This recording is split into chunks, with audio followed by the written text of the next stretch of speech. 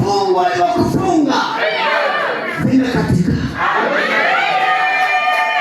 Nasema maadui zako watake wasitake, vifungo alivyokufunga vimekwisha kukatika.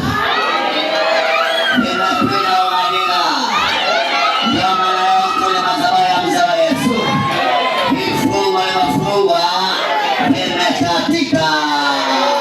Farao analia, Farao amechanganyikiwa, Farao amechanganyikiwa, adui yako amechanganyikiwa. Anashangaa, huyo ameamka, huyu naye ameamka, huyu naye ameamka, huyu naye ameamka, anaenda kanisani kwa mzee wa Yesu.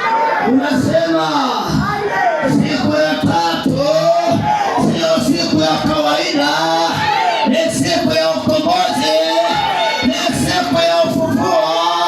Mwanaume akafufuka, nawe mambo yako yanapomoka, ndoa yako inapomoka, afya yako inapomoka, nyota yako inapomoka. Piga makofi.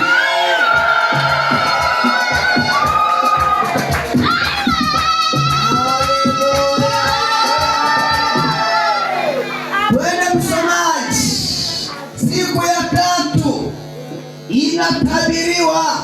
Siku ya tatu inatabiriwa. Ndio. Siku ya tatu katika agano ajabu. Ndio. Usioeleweka kwa watu wa wakati wake ni siku ya kuinuliwa.